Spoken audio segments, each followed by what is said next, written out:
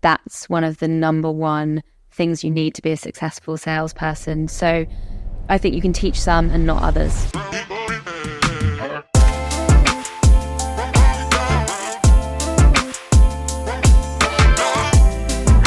We didn't see a future. We didn't see a future for the Bershon Muesli category, understanding how to build a sales strategy. So what I mean by that really is how to build a channel strategy. Which channel should your product go into? It was so many no's, and obviously you still get more no's today than you do yeses. That's the nature of the beast. Yeah. But it was a lot of no's. Another common thing that I see brands do, which I think is a mistake, is... Lucy, how are you? I'm really well, thank you. Thank you so much for having me. Very excited to be here. I'm very excited to be here as well with you. So much to talk about today. You've built, I would say, one of the most exciting brands in a category at the moment, because I've seen Nice pretty much everywhere for the last 12 months. I'm excited to talk about that and obviously get to know you more and everything about you that's kind of built the brand you have and the career you have, because it's really interesting. But before that, I'd love to get a little bit of context as to early life, early years, what they were for you and yeah, what that was like. Yeah, of course. So I guess shall I go back as early as Go back as early as you want, yeah. Yeah, so I wasn't expecting this question, so I haven't thought about it or ever been asked this. It's very Diary of a CEO vibe, if that's an okay thing to say. It's fine. So I grew up in Essex. I grew up in a really sweet little village called Great Bardfield. I had an older brother, Harry, who's 2 years older than me. And my parents got divorced when I was very young, when I was 3, but they were both very big parts of my life and both still got on very well with each other. But it was my mum that I was brought up with, had a really sort of innocent, rural upbringing, went to sort of lovely local school, had lots of friends in the area, and then went on to go to, other schools. And I think when I look back at my childhood, it was lovely. I think it was probably considered really old-fashioned. You know, well, there weren't mobile phones and screens and things back in the day. It was a lot of playing with Sylvanian animals, building shops. I probably was an entrepreneur from a really young age, but I probably didn't realise it. It was filled with love and happiness. I had parents that both had really big work ethics and worked really hard. My mum was a physiotherapist and my dad was actually an entrepreneur. Really? And I remember helping him with all of his businesses. I remember him teaching me sales from a really young age. So I had a really lovely upbringing, which I feel very grateful for. That's amazing. Sounds lovely. Sounds quite warm and cozy. Yeah. Did you have career goals when you were young? Do you remember when that kind of came into your mind? Yeah, my career goal was to be a hairdresser. Really? Nice. I think so. I always loved all the girly stuff. So I think I did always want to be a hairdresser. I loved cutting my Barbie's hair, shaving it all off. But in all honesty, I don't think I did have career goals. I don't think it's something I thought massively about. But I do remember when I was at university and when I was at school, I was really interested in doing loads of different types of work experience. And that's something that I really went about finding myself. I guess that was sort of my hustling nature coming out. And I tried lots of different things. I tried interior design, I tried marketing, I tried food styling, because I wanted to, experience lots of different industries and see what I liked. I love that, because I think I was actually having a really random conversation with someone yesterday about trying and tasting. I think it's not really done enough when you're young. It feels like that was a really important thing for you to do, is to actually find out what you want, as opposed to just looking at a business or looking at a brand or trying a different career path. Actually trying it out feels like a really important part of finding out what you want to do, right? Yeah, I think so. And my parents were always, I guess, they let us pick what school we went to, and they let us pick, what subjects we did. They weren't those parents that forced it upon you, which lots of parents do. So I guess that then gave me the appetite to sort of make my own decisions and try different things. Yeah, amazing. So you went to university, and then you started a brand before, Nice, which I'm really interested to learn more about, because I imagine a lot of people would know this necessarily. So can you tell me a little bit about that? Because that was almost straight after your university days, right?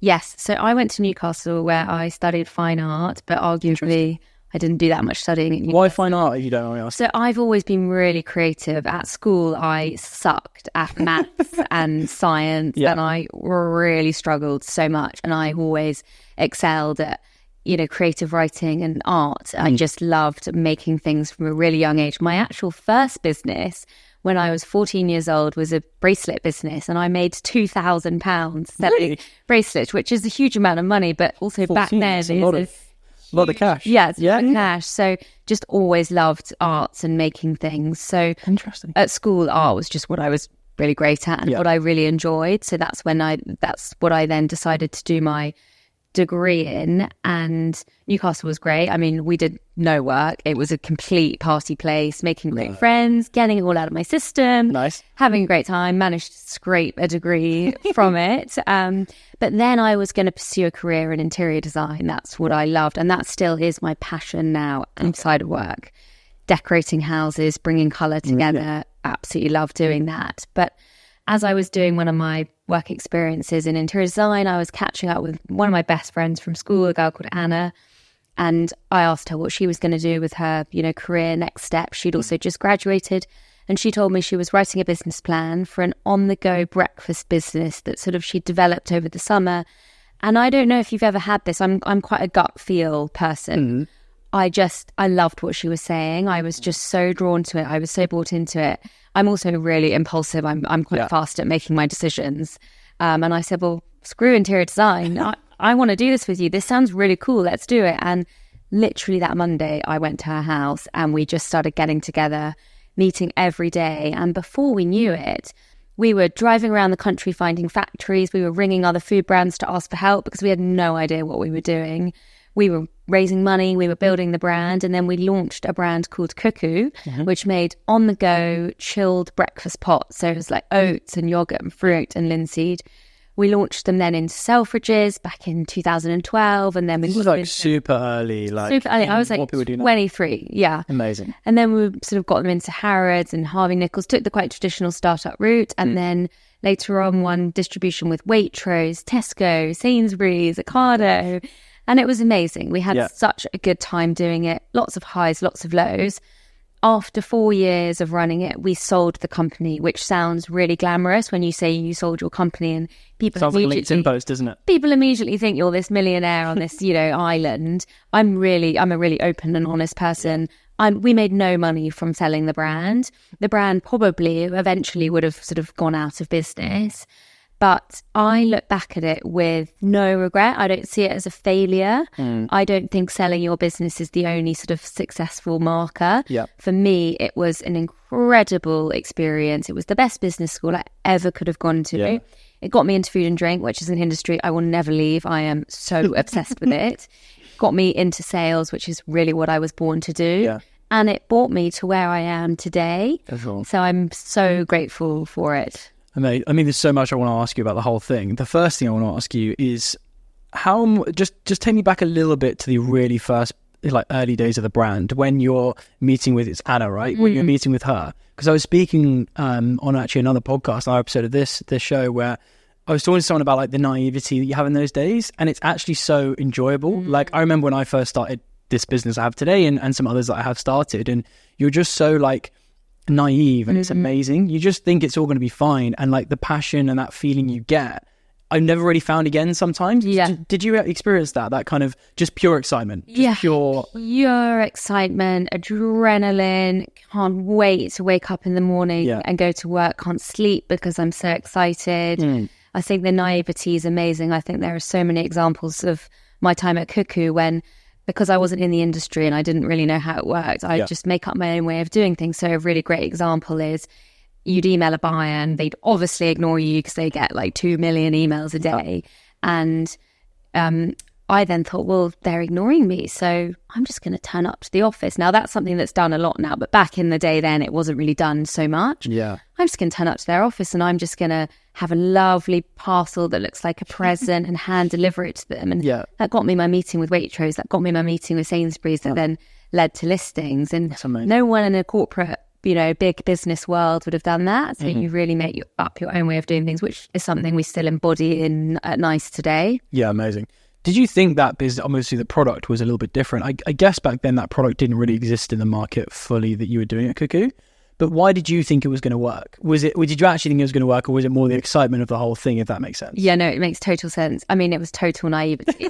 The Birch and muesli category didn't really exist in the UK. Now, we thought that was really great and really exciting, but that really wasn't a great thing because there was sort of no demand for it. So I think we thought it was going to work because of naivety. And as we got into the industry and we actually learned how things were going to work, I think we both thought, this isn't going to work. And that's why we actually stopped the business. We decided to stop doing what we were doing, and that's why we sold it. So why was that? Because you didn't see a future? We didn't see a future.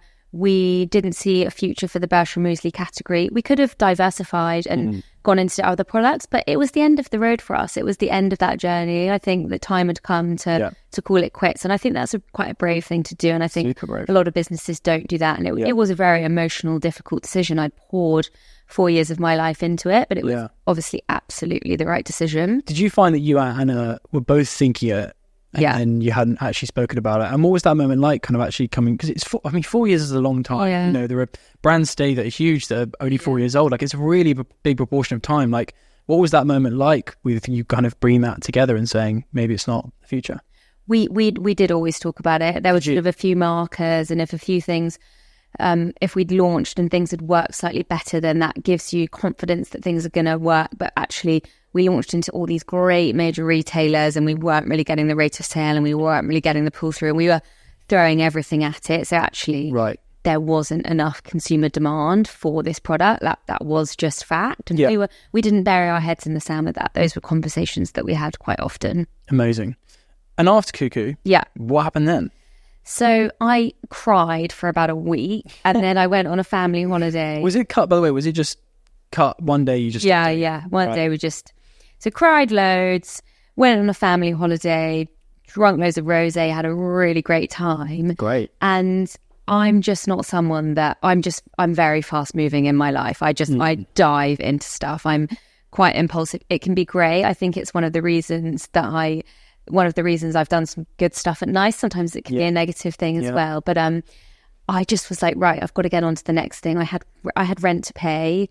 I didn't want to work for anyone else. So why not?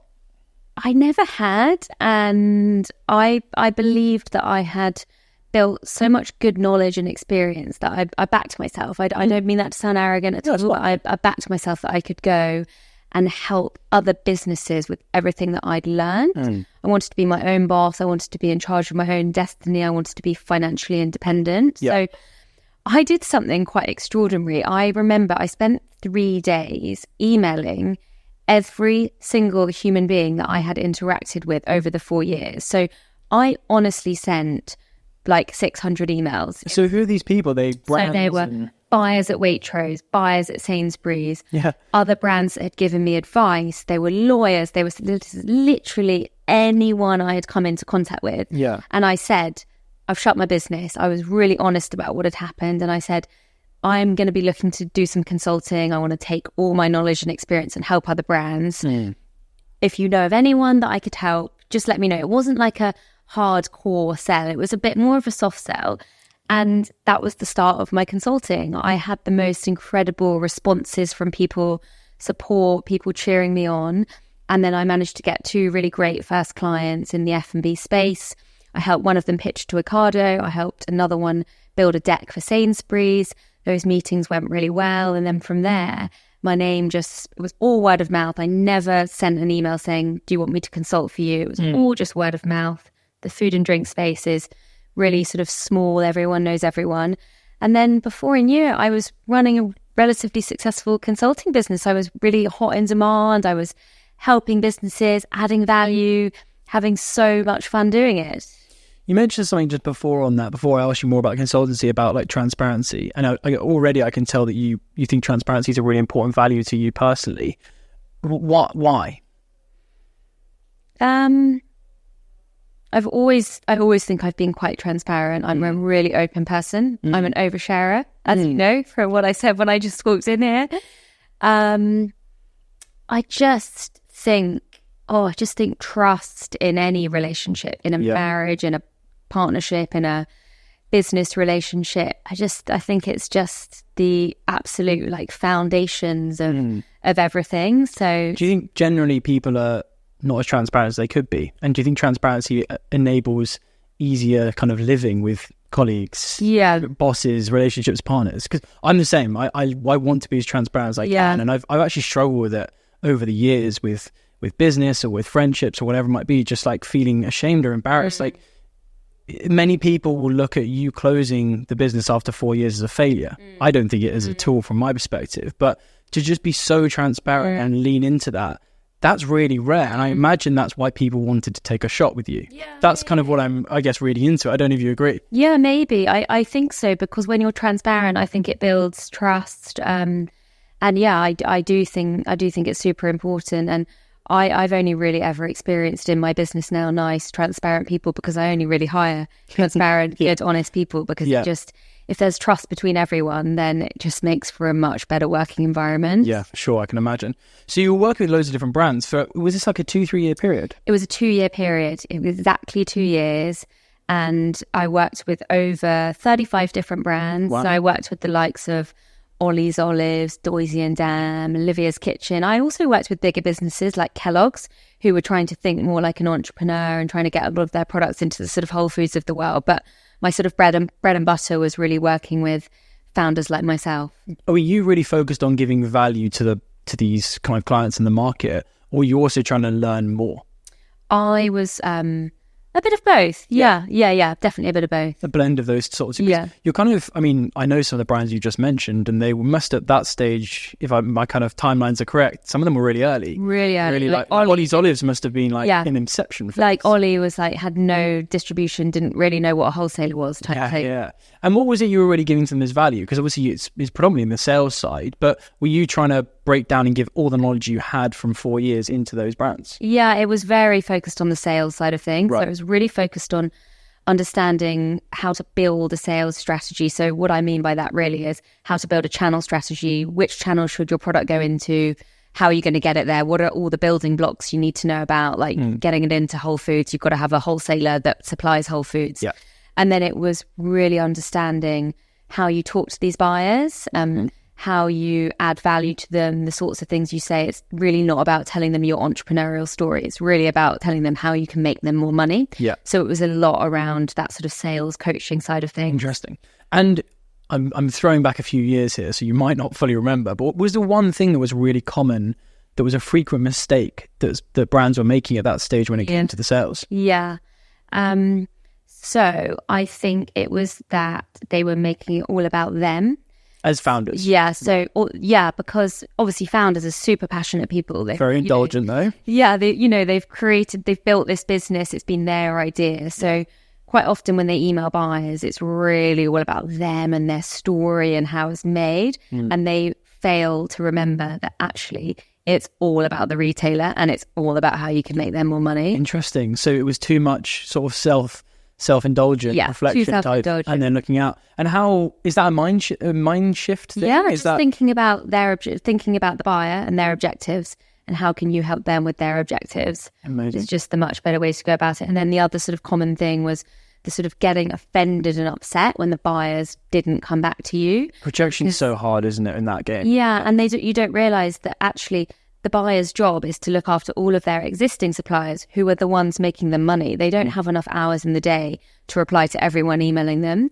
So again, it's just kind of shifting that mindset, but then also coaching them on what are the more sort of creative ways, what are the more creative things that you can do to get their attention. Yeah. In that stage, obviously, you're in a consultancy's kind of relationship with a lot of your clients. Resilience is quite a common word at the moment, and I think you've lent into something there that I've definitely had to kind of build up from kind of, pitching clients and winning work and building business. Like, you have to build up a lot of resilience, and you probably experience the same. Do you think you can teach resilience? I don't know if you can. Yeah. I don't know if you can. I think I don't know the answer to that, if I'm being honest. It's always something that's just been in me. So I think I probably find that a hard thing to answer because it just comes quite naturally to me. Did you find that throughout building the brand and maybe even building the consultancy that you were kind of also building a resilience levels? Yeah. Yeah, and I still am building them every day now. Every single day. Well, let's get on to the main event, if you will, which is obviously nice. I mean, firstly, congrats, because the brand is doing so many amazing things that I want to talk about. I also want to talk a lot about more on your sales background and what that is. But for anyone that doesn't know, what is Nice? Yes. So Nice is an unpretentious wine company that really exists to make wine a lot more fun and a lot more approachable and a lot less stuffy and intimidating. I don't know if you've ever been handed a wine menu, but it's basically like reading a foreign language. You don't understand. I pretend to know. Yeah, everyone pretends to know. Or when you're in the supermarket aisle and you are hit with 8,000 different brands of wine and you pick the one with the nicest label, or maybe somewhere you once went on holiday, or maybe the Pinot Grigio because it's the only grape varietal that, you recognize. So I find it extraordinary that wine is just so behind the times, and it is all about sort of mystifying and intimidation. And so Nice exists because we want to serve people who love wine but are really confused by wine, and we want to just make wine really understandable, really easy, really approachable, have quite a lot of fun with it. I mean, we're just putting wine into a can. We really don't take ourselves too seriously. So that's sort of the essence of our business. We started with just cans, but as we got into the wine industry, we saw that there were so many other opportunities to disrupt and to give consumers better liquid and a better vessel for all of those different wine moments, because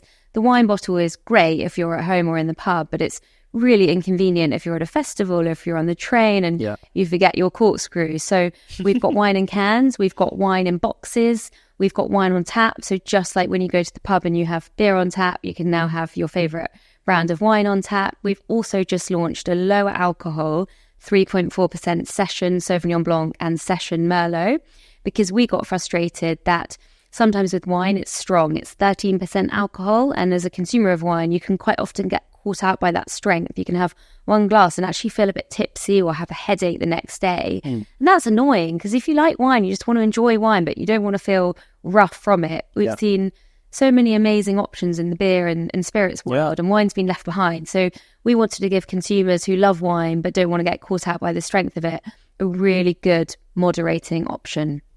Amazing. We're going to talk a lot about what you just spoke about, but we're going to dive deeper. But before we do, why is it called Nice?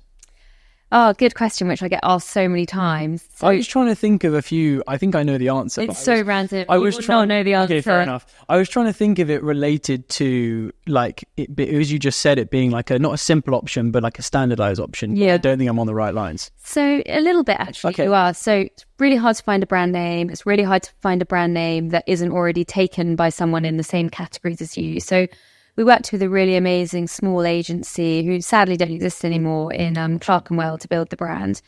And to create the name, we sort of didn't really know where to go. So we had a WhatsApp group with the guys we were working with for a week. And the rule was you just had to put on any word that came to your mind. Just chuck it on. And then we'd work to sort of pull together all of the top ideas. And honestly, some of the words on there are just embarrassing to think about. Is there anything you can talk about? I remember that there was horse on there. And then someone on the WhatsApp group was like, I've just driven past a horse. That's why I put it on there. There was squirt on there. There was juice, because juice is actually the common name in the wine industry for liquid. For the wine, they call it juice. There was chick on there. There was toast on there, but we couldn't. Did you wanted a one-word name? We wanted a one-word name. We wanted something really simple and catching. And then after the WhatsApp group, we locked ourselves in a room for like a morning, and we all just started discussing the names. Yeah. And Nice was on there, and we all said we really like that. We really like the simplicity of it. You know, what's that wine like? It's nice. Like we're not a premium brand. We're an everyday quality brand. Yeah. So we also liked the way you could be playful with it in your comms. So got a pay rise at work, nice. Got dumped by my girlfriend, nice. And you can have quite a lot of fun with it. So there wasn't one that you were almost near before you got to Nice? It was nice. It was nice. Yeah. And you're saying we because you've got a co-founder? I've got a co-founder. Which I'm really excited to learn more about. So why don't you tell me why have you got a co-founder and how did that relationship start? Yeah, so I'll tell you about how the relationship started first. So when I was consulting, the food industry, everyone knows everyone, as I've sort of already mentioned. It's so true as well, because I've met a lot of people doing this podcast in the last couple of years. Pre-drink guests. Rowan was at uni with me. So really? Yeah. Amazing. So Joe Ben, who was the founder of Ugly Drinks, I'm not sure if you remember Ugly Drinks. The blue. Yeah. Like a sparkling water, which sadly doesn't exist anymore. But he emailed me saying, "Oh, Luce, my friend Jeremy's leaving Proper, having built their international business. He's getting into consulting. Do you guys want to grab coffee? I think you get on really well." Proper being the popcorn and lentil chip. Exactly. So Jeremy and I, it's very normal in our industry that you would just meet random people that you don't know, or you'd contact someone on LinkedIn and be like, "Do you want to go for coffee?" I love that though. It's honestly so normal. So we decided to meet. I remember it so well. We met in Borough Market in a cafe first thing in the morning, like 8 o'clock. Nice. And I'm a morning person, and I'm also always early for everything. Nice. So I was early and he was early, and I was just like, immediately I was like, I like this guy. He just knew his stuff. He was just really great. And then I invited him to my house for dinner, and then on the third time of meeting him at lunch trade show, which is a big trade show in my industry. Been a few times, yeah. I was 1 year into my consulting, loved it, but I did not want to be a career consultant. I was getting to the point where I wasn't sort of growing anymore. I wasn't being challenged. I loved being sort of thrown in the deep end and really out of my depth. And I was sort of ready to go again with setting up a business. I'd sort of forgotten the pains of it. Apparently it's a bit like childbirth. You sort of forget the pains, ready to go again. And on the third time of meeting Jeremy at lunch trade show, I said, "Look, I'm ready. I want to set up a business. Would you like to do it together?" I literally did not know him from Adam. This must be like a couple of weeks. This was a couple of months. Yeah. Isaac. Back in 2017. He was like, "Yeah, I think I do. Let's start thinking about ideas." Was he consulting as well at this stage? So he dived into that. Because at Proper, what was he doing? He was head of international. So he built their entire international business. And then he was doing the same for sort of Pip and Nut, Dalston's, Vita Coco. So we decided to then sort of like start working together and getting to know each other. And maybe we'll talk more about that shortly. So I'll answer your second question, which was, why did I decide to have a co-founder? So I don't know how anyone does this alone. It is, I'm really great friends with Pip Murray, who's the founder of Pip and Nut. And I meet up with her a lot. And I always say to her, I don't know how you do this. I mean, she's a solo founder. She's a solo founder. I mean, she's an incredible founder. She's one of my favorite female founders.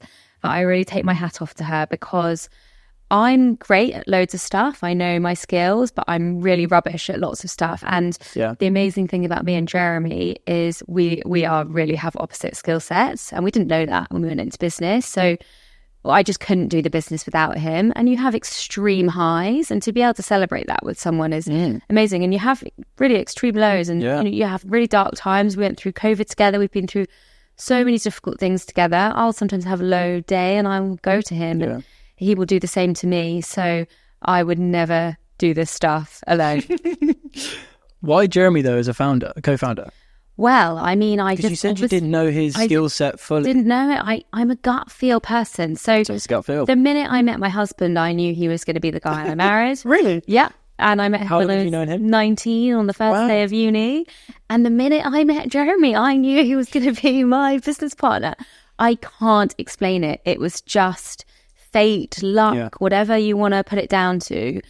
But we obviously then did, when we then came up with the canned wine idea, we did obviously get to know each other, and we were both like dating each other in a sort of business sense, because obviously if we'd got into sort of setting up the business together and I was like, well, this guy's a waste of space, he's not hardworking, or he's really rubbish at this, and if he thought the same about me, we probably would have parted ways. But what was great was that we could both see that each other was really good at our areas, and we just really quickly established he's finance, operations, I'm sort of sales. With sort of our biggest overlap is that we both do marketing. So honestly, I put it down to, I don't know, fate, but I'm a fatalist. We're meant to be. We are very strong partners. We've got a very open relationship with each other. We've worked really hard to get to a place where we're very direct with each other, and he's become a really dear, great friend. I absolutely love him. I couldn't wish for a better co-founder. It's so nice. I mean, like you said, it is really common in F&B. There are a lot of co-founders, Rowan Quarter being kind of one of them. But I think that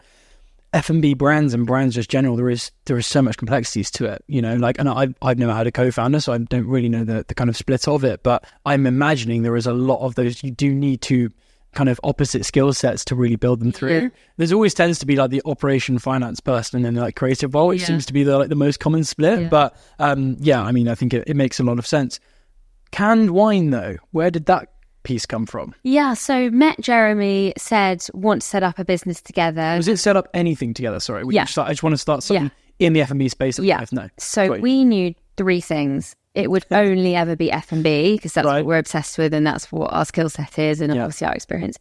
We knew that we wanted to create a whole new category. So just like Vita Coco did, they created the coconut water category, or Seedlip created the non-alc spirit category. Okay. So we knew that.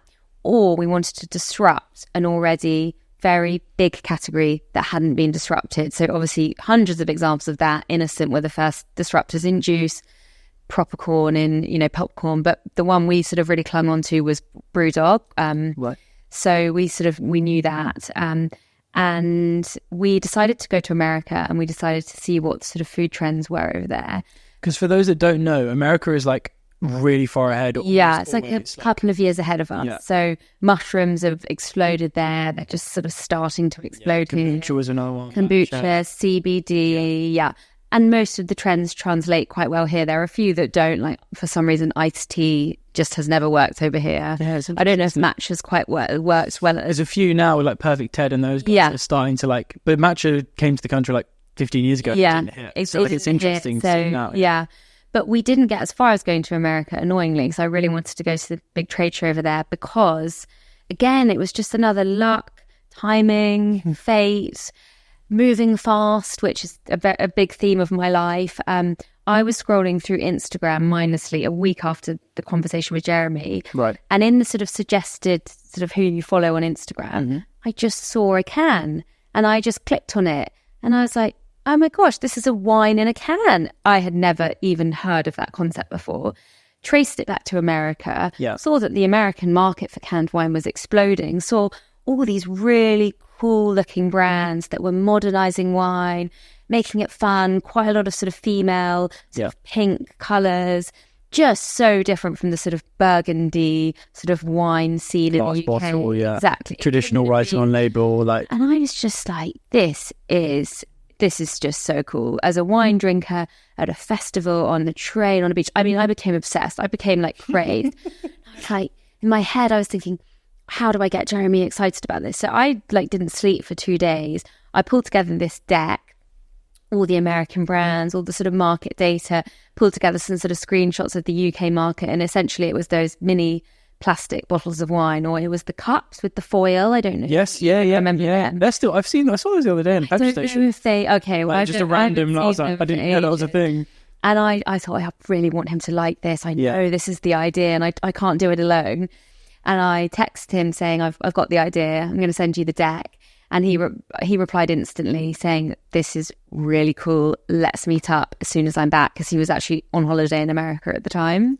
I think I saw this on LinkedIn. You put the WhatsApps up. Yeah. My favourite bit of that almost is like where you're like, the deck isn't fully done. Like it's not quite there. Like you kind of didn't quite back yourself, but you're like, please like it type thing. Yes, that was really sweet. You picked up on that. I just saw it and it's always that thing with like I've had a few other businesses, or even with like, you know, the top team here at 303, like when you have ideas as a founder, you don't quite know if they're the actual one. You want people to like it. And it's a really weird feeling when you're kind of like, please don't like shit on it too much. Just because I said it. Like, you know what I mean? Why are you so excited by it? Was it because it was disrupting the space, or did you really see, because I guess for the second time in your career, you're going into a new market that you might be a bit too early for, like going back to cocoon, like you're kind of a bit too early for that space. Was there any like, did you really see the trajectory of where the brand could go in the product? I feel like disruption is such an overused word now, and it kind of really upsets me because it's actually a word I really like so much, but I find myself cringing when I say it, but I am just going to say it now. I was so excited by the disruption. I was so excited by the thinking differently. When I looked at the wine category, it was all of the things I've sort of mentioned. It was so male dominated, intimidating, old school, confusing.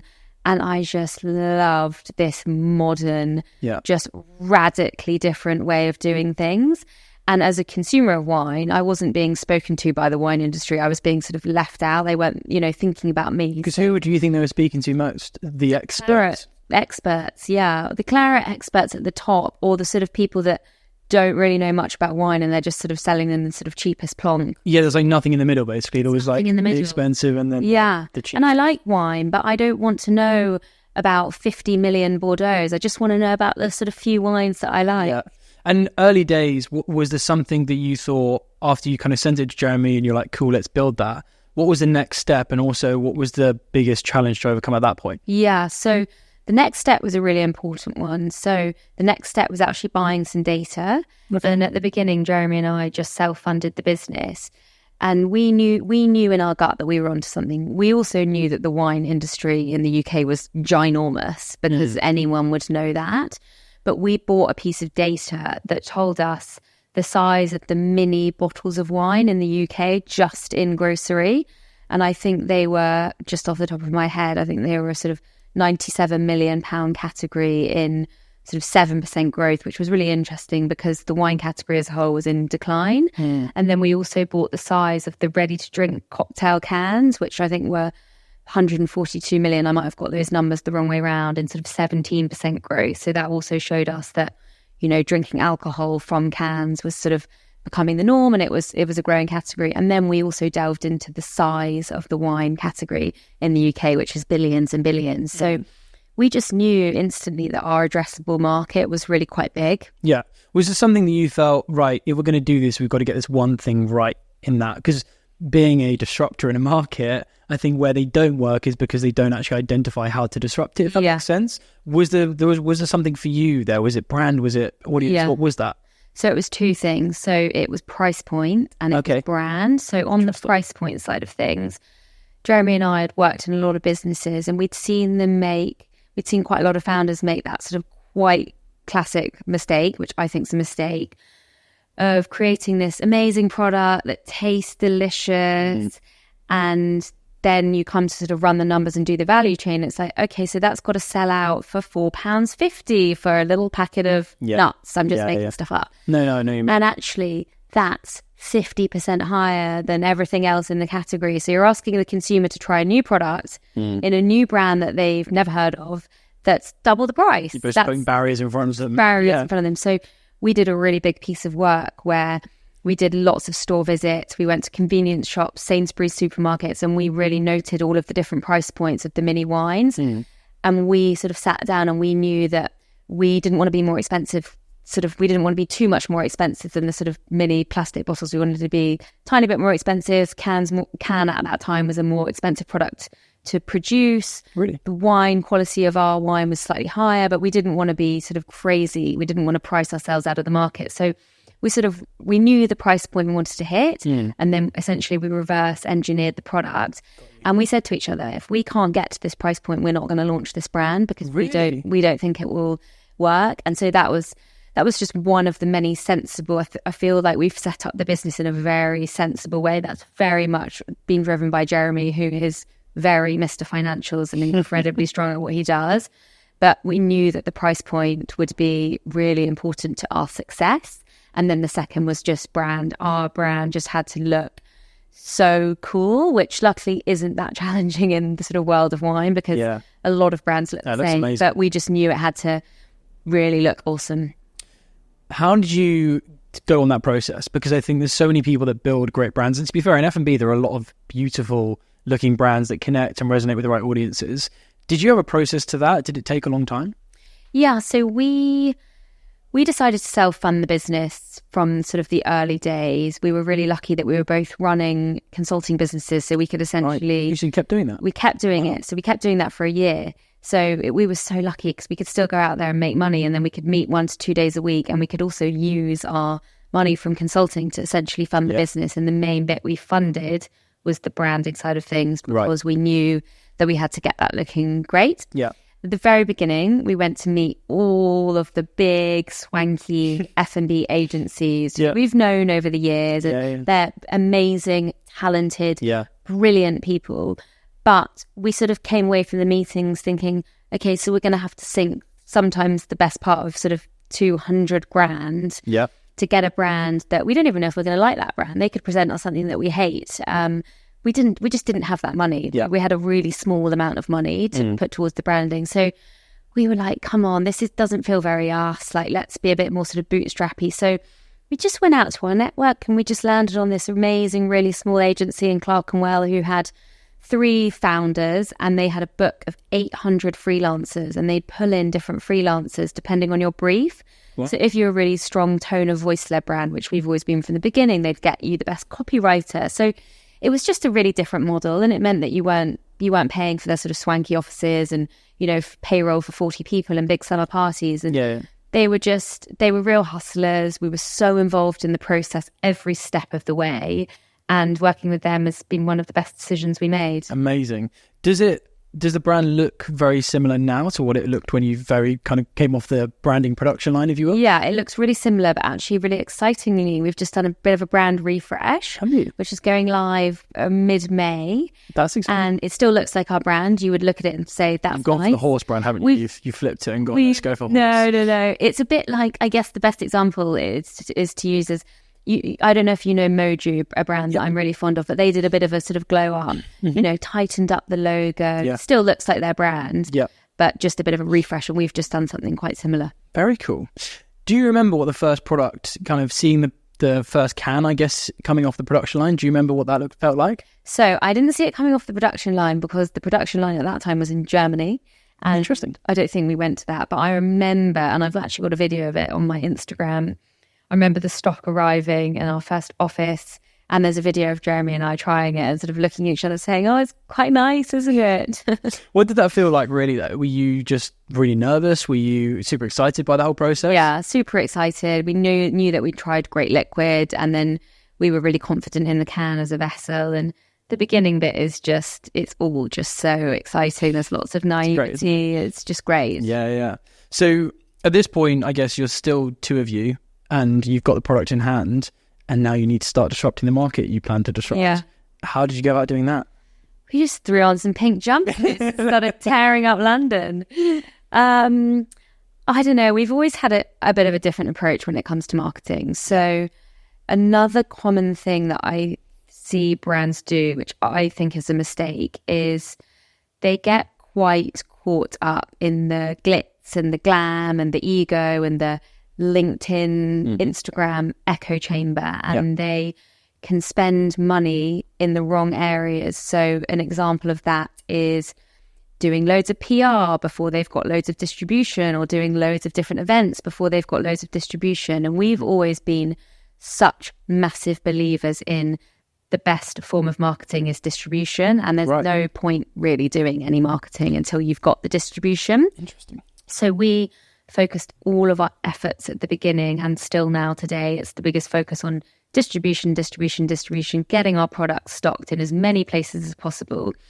And then when it came to marketing, just keeping things quite simple. We're big fans of BBE, big budget energy. So we're quite good at NICE at making it look like we've spent loads of money, but actually we've managed to hustle our way through and get things for not very much. Unless you've got £20 million to spend on marketing, are you really going to have that much of an effect and make that much of a splash? I don't think we think so. So we're a real distribution first business. And then when it comes to marketing, you know, we do PR campaigns. Obviously, we've now got the distribution to back it up, but we like to have fun. We like to be quite stunty. We like to just sort of tear up the rule book and run around London in our pink jumpsuits.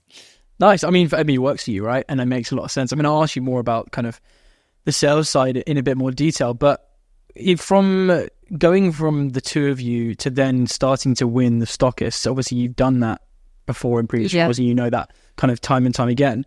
You're a new product in a lot of these conversations. That must have been a slightly newer experience for you in that way, and obviously being on the actual kind of like founder side of it all. Was there a lot of initial pushback on that? Was it a lot of like, it's not for us, it's not one of ours? Yeah. Can you tell me a little bit about that? Yeah. So when I look back at the first year, it's actually quite laughable. So I was the sales team, it was just me. Yeah. And Powerful sales team. I was lucky that I knew my stuff. I knew the channels. I knew where to go. I knew where this product should be. I was really, I knew I had a good, strong sales strategy. And I went out there and I did my thing. And my thing is just to contact a lot of people and kind of throw stuff at the wall and see where it sticks, but in a strategic way. Yeah. And my goodness, the response was, no, we're not ready for wine in cans. This country's not ready for wine in cans. This was tried 15 years ago and this didn't work. Really? People won't like this. No. And it was so many no's. And obviously you still get more no's today than you do yeses. That's the nature of the beast. Yeah. But it was a lot of no's. And luckily, because I am a resilient person, and when someone says no, I just take it as a challenge. I kept hunting. I kept hunting to find the people that wanted to give the product a chance and believed in it and were focused on sustainability or saw this as the future of wine. I kept going. And I managed to find those sort of positive, case studies. So our first few customers were sort of the likes of Sainsbury's, the likes of Ocado, the likes of some really good travel sites. And then from there, you can really start to build the numbers, build the case study, and then go out to more people. But being honest, the real sort of turning point for our business was COVID. So obviously, when the world opened up again after COVID, after however many, lockdowns we had, it was all about going to the park, drinks in the park, grabbing a sort of ready to drink something from the pub and going to the park. And that's when it just became the norm. And suddenly everyone was interested in wine in cans. Yeah. Sustainability became more of a focus, getting rid of single-use plastic. So that's when all of the hard work I'd put into all of the people saying no, I started to go back to them and they started to be interested. Were there any of the no's in the early days that kind of worried you? Someone say no and you're like, oh, if they don't want it, maybe that's something we need to think about. Probably, but I just then hunted somewhere else. I think you can't get... We've still been trying to win customers for 5 years. And we thought we'd won one this year and they're like, no, guys, sorry, it's still not for us. And you can't get too hung up on that. You have to go and hunt and find somewhere else until that person's ready. But I guess with that, you've got so many kind of supermarkets in the UK, right? So we talk about that kind of avenue. Yeah. If a couple of the big ones go no. Yeah, which they did to us. But do you not then go, well, if they're never going to take us? Because I guess what you're saying is you can't take a no forever. Yeah. Right? So like it's no now, but like let's go back. Let's keep building and go back. Is that the mentality you guys have? Yeah, and no is not no forever. It's just no for now. And actually the grocery supermarket example is a really interesting one. So we launched in Sainsbury's on day one, and then sort of full transparency, we've really struggled with the other grocers. And if we'd been the sort of business that thought, oh, God, they're not saying yes to us, and we'd sort of just kept going back to them and not exploring other channels, we wouldn't be in the position we are today. I think them saying no to us was one of the biggest blessings in disguise, because we were forced to go and find revenue elsewhere, and we were forced to build all of these other incredible channels. Yeah. They then see you in all these great channels, and we've actually got 3 new major grocers coming on board in 4 weeks' time. Congrats. And it's taken us 5 years to get there. Really? But we can now go to them and say, we've got all of these great data points and stats around all of the distribution we're doing outside of the major grocers, which is massive brand building. So now we're in a position where I'm actually glad we didn't launch with them back then. The brand is in a much stronger position to be set up for success now. And is that what's changed in those 5 years? Is it the size of the brand and the proof? Is that really what's got you to where those conversations are now? Yes, I would definitely say so. See, I mean, it is just resilience, isn't it? Massively with some of these brands. I mean, 5 years is a crazy amount of time. Yeah. I mean, I'm thinking about some of like the sales things I've done, and nothing's lasted more than like 2 years. So It's like resilience. 5 years is a long time. Yeah, and it's also you've got to get the balance right of persistence versus pissing off. So again, in my consulting days, and I'm sure this still goes on a lot now, you just see the brand owners just constantly going back too many times and saying, here's an update, here's our time right. And you will get to the point where they will just get pissed off with you. It's a science as to when you contact them, what you say, how you contact them. You've just got to get that right, because in my time, I've sometimes got that wrong. And I had one buyer say to me, you are the most annoying person I've ever met. Don't ever contact me again. But generally on the whole, I feel like now and I don't always get it right, but most of the time I've got it down to quite a good science, and actually they can see I call it patient persistence, and they can sort of see the patient persistence, and you just keep chipping away, and it will then eventually fall over. Happen. Yeah. What's the biggest lesson you had in the early days of being so heavily involved in sales? For nice, or maybe outside of it, if there's a bigger lesson that you kind of experienced back then.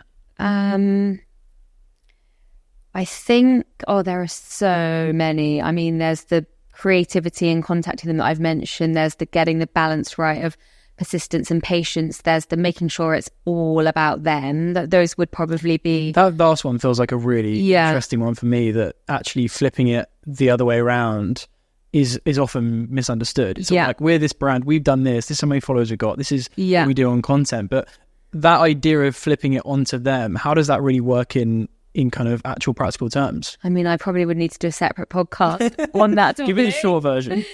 It's just understanding what their objectives are, and then how you can basically make them do their job better. And, you know, I always like to say, how can you want to make a buyer famous? Like, if the buyer's the one that launched you, and then you're the one that added X amount of incremental sales to their category, then you're going to do a great job in making them famous. Yeah. I mean, it makes a lot of sense. Right? But one other lesson, which I will share because it might be helpful, is I think also brands can sometimes get the blinkers on. So they can sort of become obsessed with some of these sort of great sort of like the sort of vanity accounts, some of the sort of Selfridges of the world. And it's nothing against Selfridges. I mean, it's like my favourite shop ever. It's an amazing retailer. It's an amazing retailer to launch an F&B brand into. It's a great stepping stone to then go to the next retailer with. It's how I launched my first business, Cuckoo.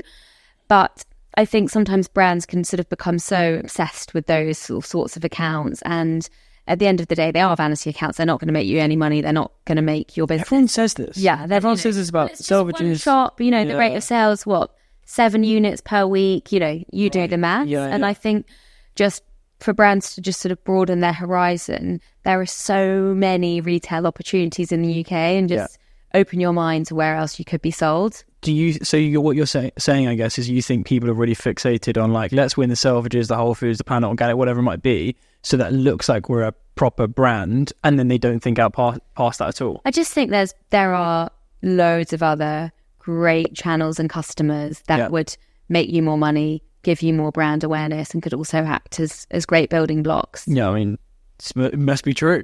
Do you think anyone can be good at sales? Oh, that's a really good, tough question. So I think in life there are some skills that you can teach. Like, you can obviously teach someone to get better at Excel and have a deeper understanding of Excel. But then I think there are some skills that you can't teach. So I don't know if you can teach hustle, for example. Now, hustle's another word that's got really negative question for you on that. connotations to it. And I'm really sad about that, because I love the word hustle. It's one of our 4 values in the business. But hustle at NICE is never a negative. It never means working too hard, working, till midnight, working outside of hours. It just means when you're working and you're on it, you'll do anything to get that job done. You'll smash down a brick wall. Yeah. So I don't know if you can teach hustle. I think that is ingrained in someone. And I think in my world, certainly, that's one of the number one things you need to be a successful salesperson. So I think you can teach some and not others. How do you spot a very good salesperson? Because most people think, while you're maybe thinking about that, I think that most people think it's kind of gift of the gab, that kind of thing, being very charismatic, being able to have the conversations and be able to hustle hard. Is that what it is? I think it's so many different things. I think it's being friendly, personable, a bit humble, a bit creative, thinking about that other person, being the sort of person that would love to spend a day walking around London, visiting, 30 shops, and all 25 say no, but they still are sort of upbeat, good energy, willing to go that extra mile, creative thinker. Those are probably just some of them. I mean, they all sound like a great salesperson to me. If someone, I'm going to keep asking you about sales a little bit more, because I think your experience in it is incredibly valuable to learn from. But if someone is in a sales role in a brand, maybe it's in F&B, maybe it's in another space, or maybe it's kind of completely out of the brand world and more B2B, whatever it might be. If you want to get better at sales, a lot of people will be like, right, go listen to this podcast or go and read this book, etc. How do you become better at sales if you feel like you aren't as good as you could be? Yeah. Okay. So there's one thing that you need to do. You need to pack a bag. I used to take a wheelie suitcase. A wheelie suitcase? The little wheel on the back? I get a really bad back. And so wheelie suitcase, you chuck your product in it, and you spend a day out in the city that you live in, and you go into as many shops as possible, and you cold call and you live sell in the moment. Do you think not a lot of people do that? I think so. Pre-COVID, that was what the F&B world was. Yeah. That's what I did all the time. My step count was ridiculous. I then think because of COVID, a lot of selling moved to Instagram, email, LinkedIn. But I still think there are a lot of brands out there that have big field sales teams and do a lot of that.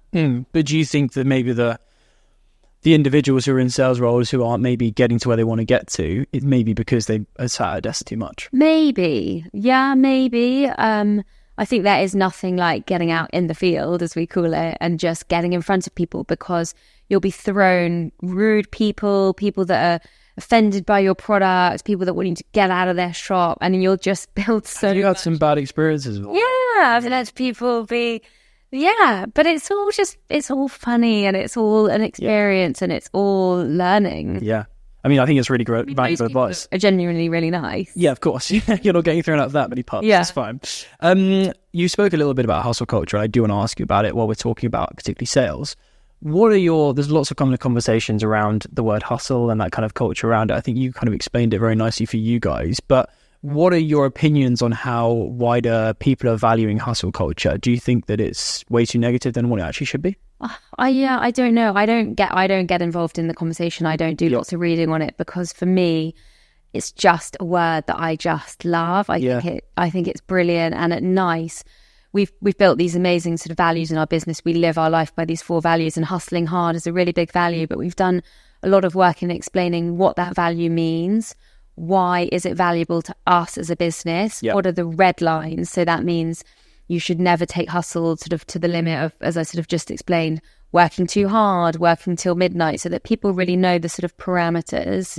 And then sort of how we also set the environment. So for us, we just use it in such a positive way. I'm not trying to avoid your question, but I just don't tend to get sucked into the next element of it.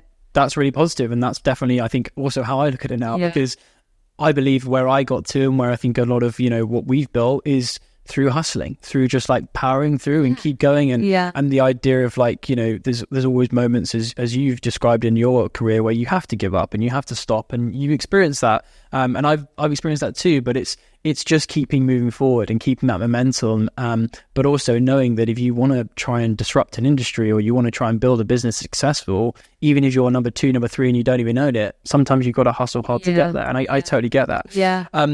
I really love your other values that you have at NICE, so I'd love to talk about those. Can you run me through the other 3? Yes. So we've got 4 main values that we live by. So the first is to lead and not follow, and that's sort of the essence of how our business was born. It's all about doing things differently, sort of taking the road less trodden. The second one is hustle hard, which we've sort of talked about. The third one is to be a dog, which is probably our favourite value, and there's a lot of barking that goes on in the office. And to be a dog just means to move really quickly, to just get stuff done, get stuff out of the door. It's our biggest advantage over bigger businesses who are much slower. So it's a really big part of who we are at NICE. Obviously, not every piece of work should be done in a dog-like way. There are bigger, slower, strategic pieces of work that really need to take time. And that's why when we explain our values, we do quite a good job of explaining sort of what the red lines are.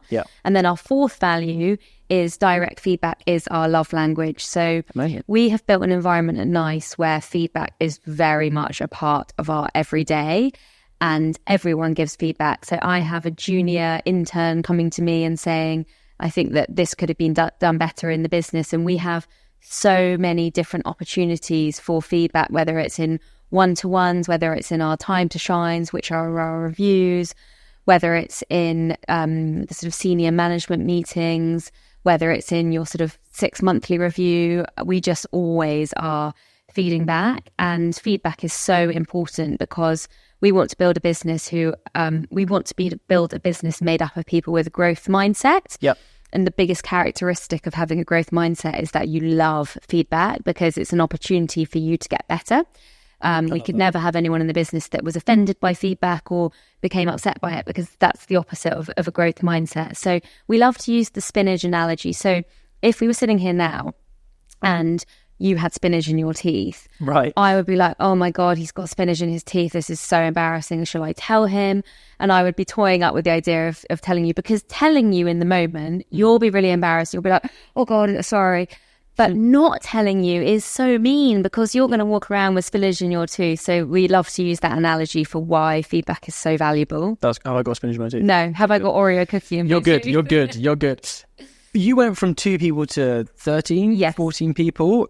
At what point did you feel was important to install those kind of values? Was there a process that you went through for that? Yeah, so I think so. At the beginning, we didn't have any of those sorts of values, and they sort of came into play when the team sort of started to scale, which was about 3 years ago. We had a wonderful girl called Annie who joined our team, and then sort of from there, we went through a really serious growth stage. And you were 2 people 3 years ago. Yeah. In COVID. Yeah. It was just Jeremy and I. Yeah. Wow, I didn't realise that. Yeah, and then Maddie and Annie joined. Maddie did actually sort of join a bit through COVID. Right. And then we started to instill the values, and that was very much driven by, so I look after sort of people and culture in the business, and I'm a really big fan of going out, meeting other founders, learning what they're doing, learning how they're building their culture. And I think it was Emma Heel at Lucky Saint, who's a great friend of mine, who sort of started to talk to me about the values that Lucky Saint had instilled. And I immediately I loved it. I really thought that was something that sort of we cottoned onto. We had lots of ways that NICE liked working. It just felt like a really natural thing for our business. So one of the biggest privileges of being a founder is that you get to build the business in the way that you think that business should be done. So the values very much came from Jeremy and I. And up until 2 weeks ago, we actually had 7 values. And then with all of these things, some stick and some don't. So we've now whittled them down to 4 main values that I've explained, which are the values that people just really grasped and cottoned onto. That's interesting. And when you're hiring team, are you kind of value checking them? Very much so. So what does that actually look like for you? So it's the most important thing that anyone that joins the business is a cultural fit. And people that haven't worked out in the business, which is obviously a natural thing in life, it genuinely comes down to the fact that they don't fit in with our values. So throughout the interview process, we'll do a number of different things to test whether we feel that they would fit in with the values. So the direct feedback one, at the end of the interview, the first interview, we actually give some feedback on something that we thought they could have done better there and then to see how they react to it. That's really cool. And you know straight away, right, they're not gonna be able to go through the process, because if they haven't responded to that, you build through. We do quite a few other things in the interview. Yeah. And what happens when someone's in the team for you guys and you think they line from a cultural perspective, but then they move away from it? How do you guys look at that from how you're building the company? We've actually not had that happen yet. So really? Anyone that our team now, most amazing team, the thing I'm most proud of at NICE and the thing I enjoy most about NICE, they live and breathe the values. That's amazing. That's the sign of a great company. Yeah. So we're going back a little bit to the kind of growth that you guys have experienced. You started in cans. You're now a lot more than that, as you said at the start of the episode. You've kind of diversified the product range. Why did you need to do that? It goes back to sort of what I've mentioned. Cans were great, and they solved such a huge problem for that on-the-go wine moment, because all that existed before cans were the mini plastic bottles that you are not going to swig from, and then the cups with the foil. But as we got into the wine industry, we saw so many other moments and issues that needed solving. So just to use one example, the wine on tap. Yep. We could see in big, busy venues, they were wasting time having to open a bottle of wine, pour it out in a measure and hand it over. They were also having to deal with hundreds and hundreds of glass bottles. Yeah. They were also having to deal with wastage, because they open a bottle of wine and then no one orders it for 3 days. The wine's gone off, you have to throw it away. So we knew that wine on tap could just instantly come in and solve so many of those problems. So we call ourselves a problem-solving business. That really is what we're trying to do in the world of wine. Do you think that with the disruptive piece that you moved away from that a little bit with the cans? Because you've kept the cans that exist today, but trying to go into, you know, the boxes and the taps, are you still trying to find ways to, I guess, fix problems as opposed to disrupt? Bit of both. So fixing problems, and then I think the disruption comes from our brand and the way it looks and the way it behaves. Amazing. What's the one thing that you think has been the biggest driver of Nice's success? Right place, right time, and a lot of luck.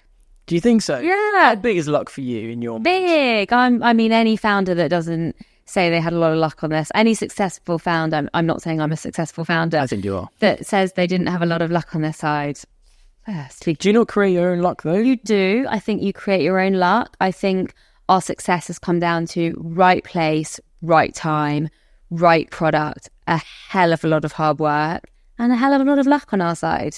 I mean, fair enough. I mean, those are the sort of the things that you put together, and then luck kind of tends to be there, right? Has there been a particularly challenging moment in building Nice for you? Was it COVID? Yeah, it was COVID, but I don't talk about COVID anymore. It's a bit boring to talk about it. It's a bit boring to talk about it. For me, it was probably, I became a mum last year, so I had a little girl. Thank you. She's about to be 1. And that's an ongoing challenge because Nice is my first baby and it's my everything. And I've poured 5-6 years of my life into this and I'm so passionate about it. And then when you actually have a real human baby, the juggle of managing all of that and the balance and the making sure you're doing a good job at home and at work is a real ongoing challenge, I think, for all parents. And I don't have it nailed down and it's a constant journey, but I think that's definitely been is still the most challenging thing for me. Yeah, I haven't experienced the parenthood thing yet, but it is a concern in my mind of like, it's just a never-ending balancing act, right? And I think also it impacts you so mentally as well and physically and in all those ways that it is probably the hardest thing to do in so many ways. So congrats for surviving a year of doing it. What does the future hold for you and Nice? Oh, wow. So this year has got off to a really good start. Amazing. And we've got some really, really exciting new listings coming on board in May. Some of the ones I've mentioned we've been working on for 5 years. Makes it even more satisfying. Yeah. We've also got an entirely new product range coming out in May. May is really our month. We've got a new product range coming out in May. We've got some really fun marketing activity and stunts. We've got an amazing new head of marketing starting actually on Monday. So loads of stuff happening. I just want to keep loving what I'm doing, having fun, changing the way the world winds. What keeps driving you forward throughout all of that? Because even looking at May, that seems like super exciting, but a busy period, a busy month. What keeps you driving forward and pushing everything forward with the team? Just obsessed with what I do. And I think I'm someone that actually thrives in a bit of chaos. And actually, I love having loads of stuff going on. I love being really busy. Yeah. But the team is what keeps me going. The energy, the culture we've built, the passion that everyone instills. Jeremy, my co-founder, our investors, just all of it, really. Amazing. Final question from me is, what does it take to build a brand like Nice? Oh, wow. Well, I'm going to go back to what I've said before in this podcast because I think it's the most important thing. It's all about distribution. Don't worry about any of the fun. Sorry, I feel bad because you're a marketing guy. No, I love it because I love seeing the other side of it. And I think you're actually really right. I kind of agree with you more than you maybe think I do. Yeah, it's all about distribution. Don't worry about any of the fun, glam, marketing stuff. Distribution. Amazing. It's been an absolute pleasure. Thank you so much for coming on and congrats on everything because you've had, a very busy 10 years of your career. So it's been amazing to speak with you and learn as well. And congrats on everything with Nice and send my love to the team. And I'm excited for May now. I'm looking forward to seeing it all happen. Oh, thank you so much for having me. Pleasure. Thank you.